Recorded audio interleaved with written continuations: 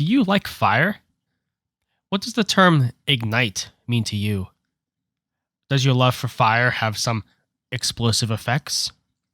Do you constantly mutter to yourself, "You smell like burning"? No, I'm not talking about arsonists here. I'm talking about Annie. Wait, shit, that's the wrong game. Uh, what I meant to say was Agni. Hey guys, welcome back to the A to Z series. I'm Chub, and today we have Agni. As usual, I'll be going over his playstyle and abilities without talking about item builds. If I get enough requests for it, I will make a video detailing how to build each role in the game, but for now, let's just blaze a trail right into Agni. Now, Agni is a mage with great burst damage and high area damage. His ultimate works kind of a bit differently than other gods in the game, and he has some combos you can pull off mid-fight to switch up your playstyle as needed. He's considered one of the more complex gods in the game for newer players, and we'll get into the reasons why in a moment. Now, I feel like Agni is a great pick who's underused currently, and he can really teach you a lot about positioning and also the risk-reward playstyle. One thing that isn't taking a risk though is subscribing to the channel if you haven't already, and also turn on notifications. It's a great way to stay up to date on the latest A to Z guides. If you like this type of content, then hit the thumbs up and comment down below. Also, I'm really loving the support from you guys so much on this series. I know I don't have a big following right now, but every view I get means so much to me. Now let's start off with talking about his passive, Combustion. Agni gains stacks of combustion with each basic attack he lands. He earns 1 stack for hitting a minion or a jungle monster, and 2 stacks for hitting an enemy god.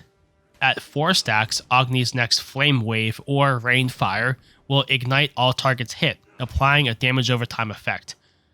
This passive, while not looking like a lot of damage, is actually key in securing some kills when the enemy just barely lives through one of your combos. His first ability is called Noxious Fumes. You place an area of fumes down that deals damage over time. If Agni uses any ability and it hits that area, it will explode the gas and stun all targets in that area. Now, you can place this over walls. Do note though that the detonation deals no damage, it only stuns the targets. Flame Wave is Agni's second ability. Agni shoots out a wave of flame in front of him, dealing damage. Now, it will detonate Noxious Fumes and does not go through walls. Now, an interesting fact about this ability is that it does linger for 1 second at the max distance, and that will be important later.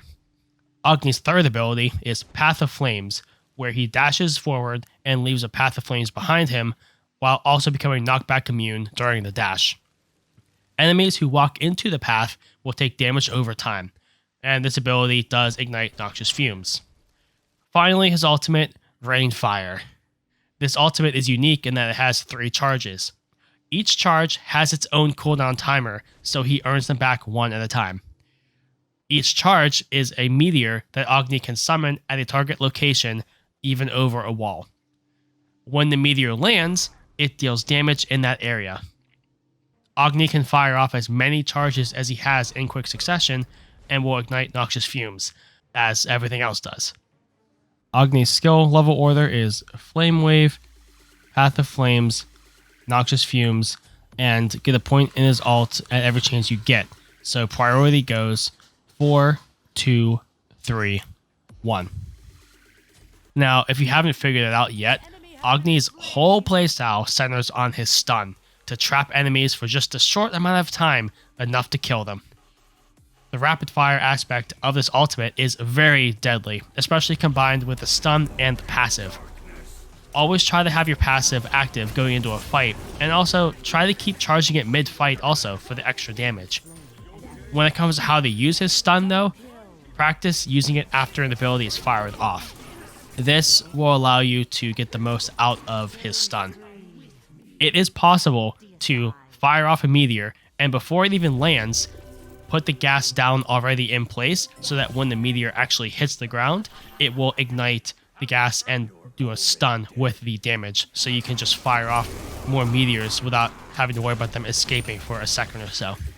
Because his 2 does linger for that extra second, you can put the stun on the ground after using the 2 as like a quick escape if you need to, or to set up for a single meteor if you only have 1 charge. You can also put the fumes at your feet and then dash away if enemies are already on you as an escape method as well, because once you dash, it'll ignite the fumes and they get stunned, and you've dashed away already.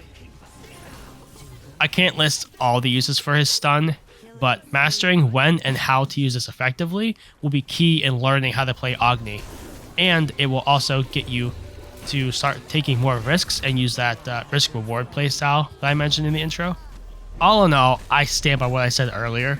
Agni is a great mage that people have kind of forgotten about, honestly, because his kit is somewhat basic and he is old.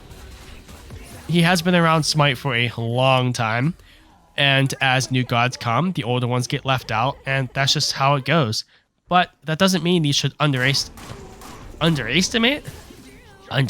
him. That doesn't mean you should underestimate him. I'm ChewChub. A to Z Agni, done. See you next time.